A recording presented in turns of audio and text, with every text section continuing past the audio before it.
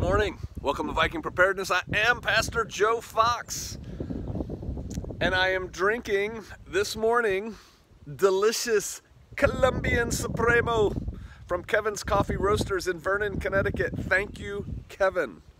Got a whole package. Interesting package. The whole box was covered in stamps, all different kinds of stamps. 29-cent stamps, 6-cent stamps. And none of them were marked over.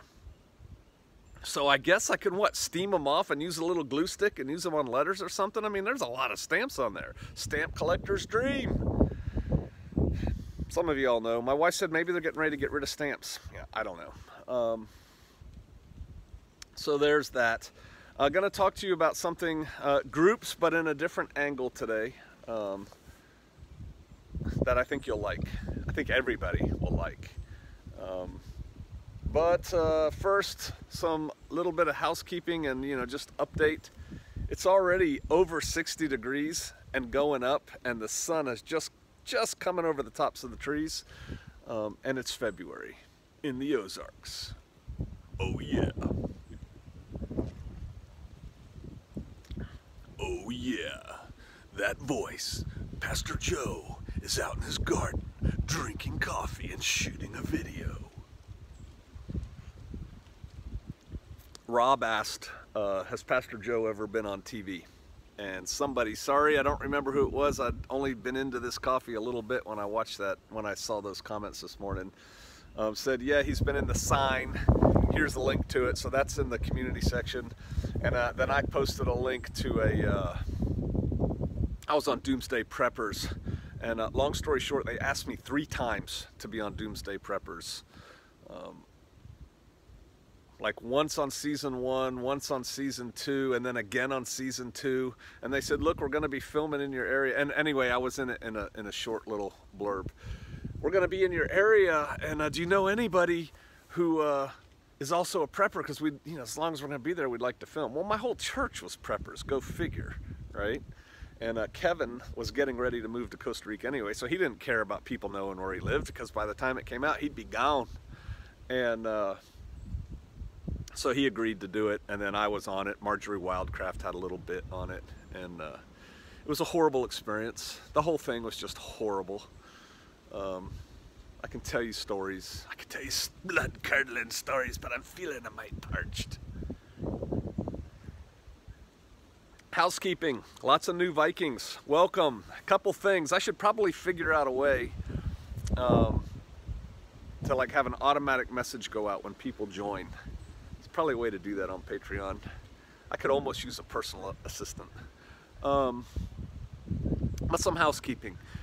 Do not post comments. Excuse me. Do not post links in the comments. Don't post links in the comments. I will delete it. Boom, boom. And think, what are you doing? The reason why is this. I try to police the comments. I don't want this to turn into some YouTube station where all the trolls are out there. And so I read every comment. And when you post links, I ain't got time for that. I don't have bandwidth and stuff to go check out your link. And I know you know it's a great link, but I don't. And I don't know you. Okay? So I would have to check out that link to let it stay there. Not going to happen. All right? And so I kick them out. If you want to post links to things, go to the community section and do that. I don't monitor the community section. It's kind of like free reign out there until people get stupid. If people get stupid, somebody lets me know about it, and I've got to come in there and solve this problem, I'll do it. Okay, so there's that. Another thing, y'all need to read what I write beneath the title of whatever I'm posting. Read that before you comment. I just posted one recently, upcoming Viking meetups. And one of the first things I said was, if you're not a host, don't comment on this post. If you have a question, contact the host directly. I also told the host, here's what I want in your post. Some of you do not read, do not pay attention. The reason I don't want extraneous garbage on that particular post, Viking meetups, is because I want it to be a neat, clean place where people can go and go, is there a meetup in my area? Oh, right there. Okay? and we constantly get new people. I get it. There's a feeling of desperation. Is there anybody in Northwest Arkansas? Is there anyone in Southern Michigan? Is there anyone in Western Montana that wants to link up? That's a dumb post. I'll go into that later, but that's just a dumb post and it's not going to work for the most part. So look at the host, contact the hosts. All right, not trying to be mean. That's about it for now. Let's get to it. But first,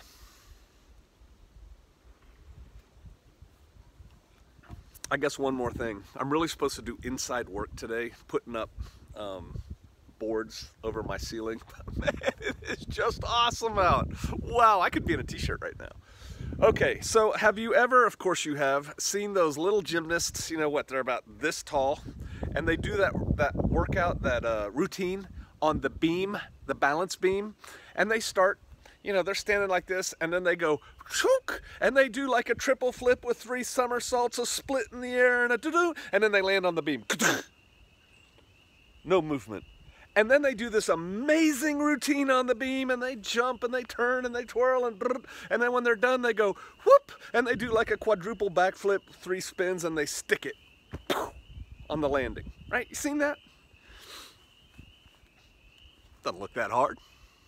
I mean, I probably can't do a triple backflip, but I know how to do a backflip off a diving board, so come on, how hard can it be? Have you ever stood on a balance beam?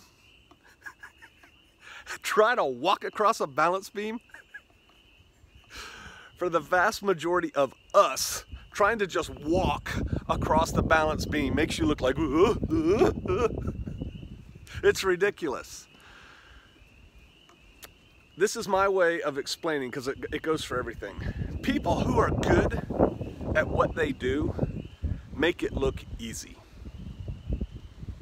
When somebody is a master at something, they make it look easy. It's like, yeah, anybody can do that. It's not. Another thing, I think, is that when people are masters of something,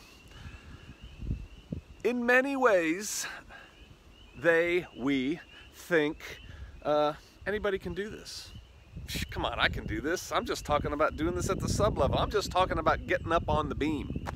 Everybody can do that. Not so much. And sometimes we forget that just because we're really good at something doesn't mean everybody else can do it, even at a lower level. So there's that. I tell you guys all the time, get in a group, get in a group, get in a group. It's because I believe you need a group. We are social people, we are tribal people, we always have been. The civilization has put this weird damper on it. The internet has actually made it worse. You think you're in tribes because you friend people. You think you're in a tribe because, you know, here, Joe, don't do that. If I had a production person, I'd be saying, don't say that, we got to edit that out. You think you're in a tribe because you're on Viking preparedness. I'm talking real flesh and blood, bad breath tribes. Human contact distance. People. It's important. It's gonna be more important. This modern society with the internet and everything has actually made that go away. It hasn't really gone away, they've just hidden it under this other thing. It's like you don't need that, but you do. You really do.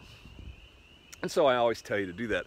I tell you, I've given lots of advice on how to form mags, teams, groups, how to join them.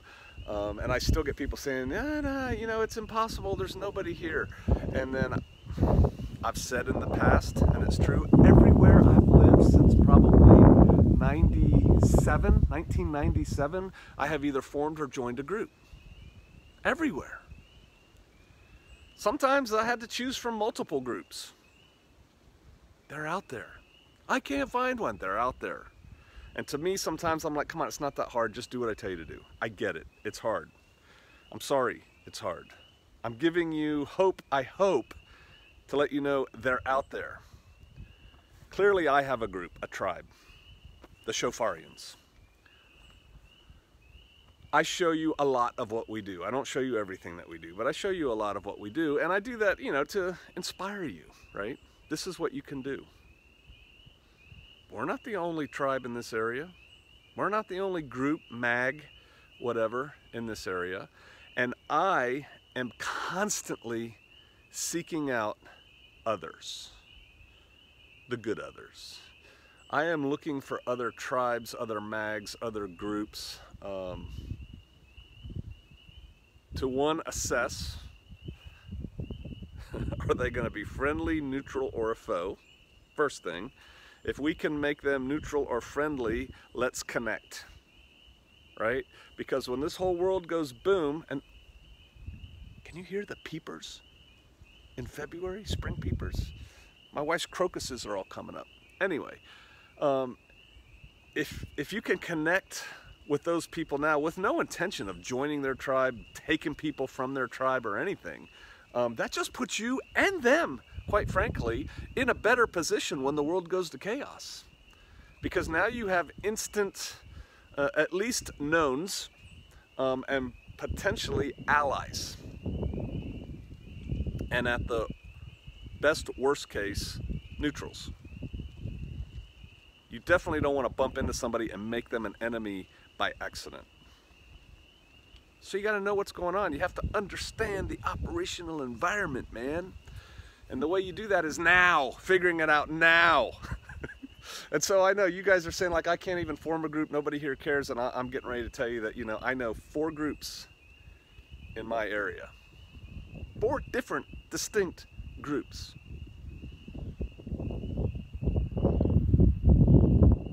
Now, when I say in my area, I don't mean I can walk there by lunchtime today. Got to drive a little bit for most of them. But they're out there, and I try to meet them, and I'm me, and I tell them about my channel when I meet them, so, you know, people can just check me out. I've got, what, almost 2,000 videos, I think, up now total, and, you know, millions and millions of views, so you can get a pretty good assessment of me, and you can get a little bit of an assessment of our group, so you can figure out, I want them to be comfortable with me. I'm not a bad guy, right? And so yesterday, I had the opportunity to go hang out with another tribe. I was quite impressed, to tell you the truth. Very similar to the Shofarians in a lot of ways. They had a little get-together, as they do often. That's an important thing with tribe. You got to get together often. And you ever see that TV show Alone? I never have. I got asked to be on it. First season, they sent me a thing inviting me to apply. But I met the guy who won yesterday. His name's Alan Kay. Impressive man, well-skilled. He could run into Jan Woods and live forever with whatever he had on him. Wouldn't matter.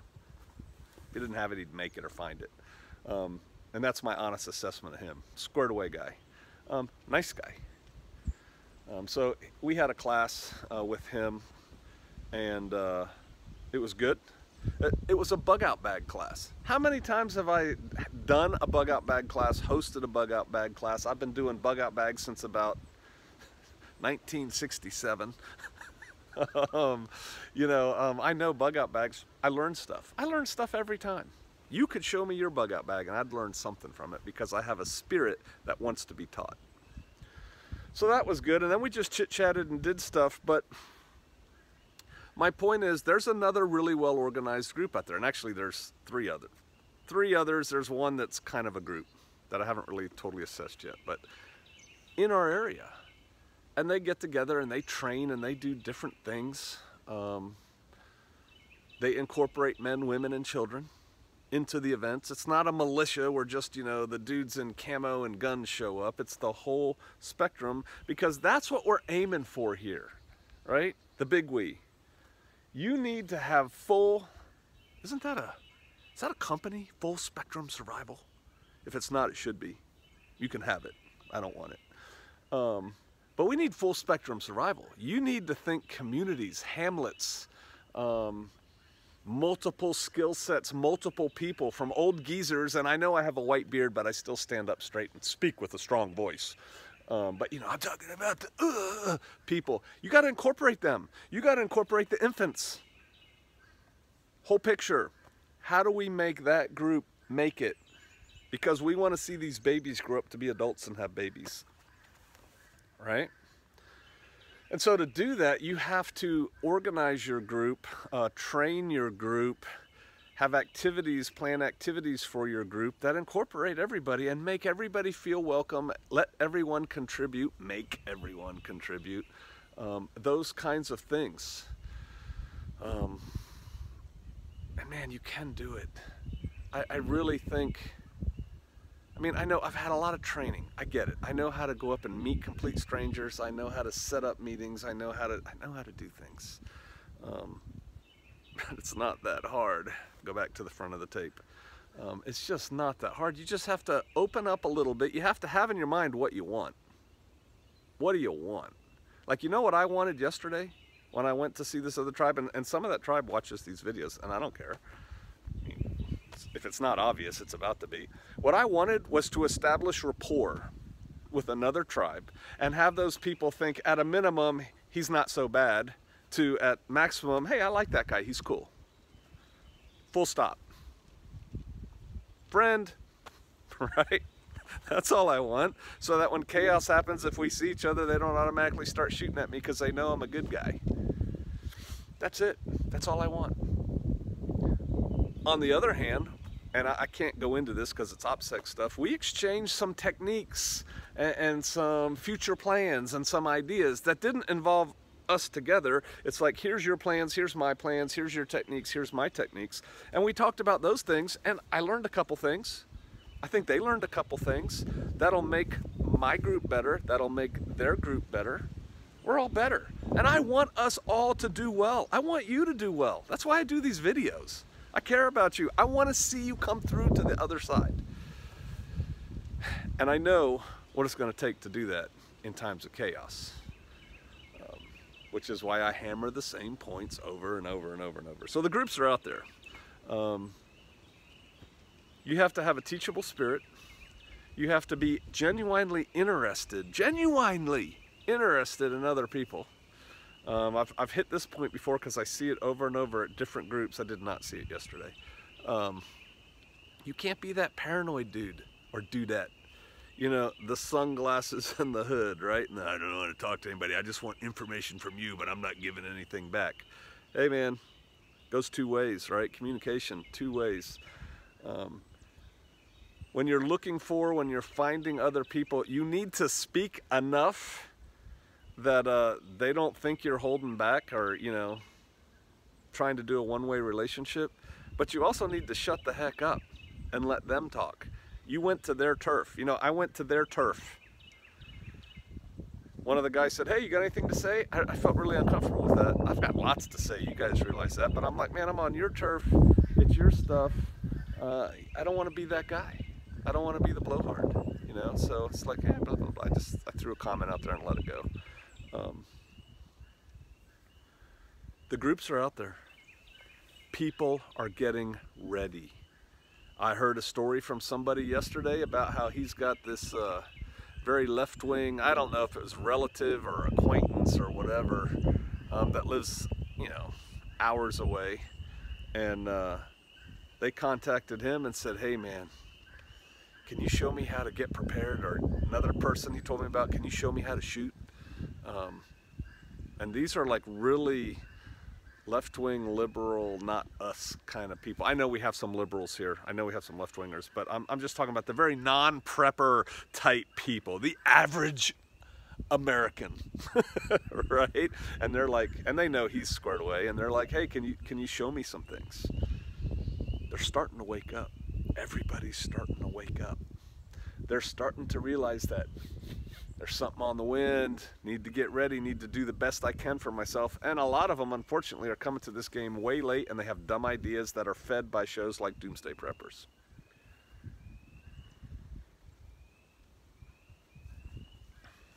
The basics: food, water, shelter, safety, security, medical.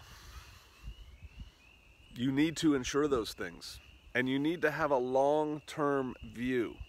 Not the view of, well, I have a garage full of MREs and 3 blowout kits and a pretty robust first aid kit. I'm good, man. What about 3 years from now? Contemplate that. Oh, I'll just have to figure it out as I go. Yep, and if you wing it, you're going to fall by the wayside.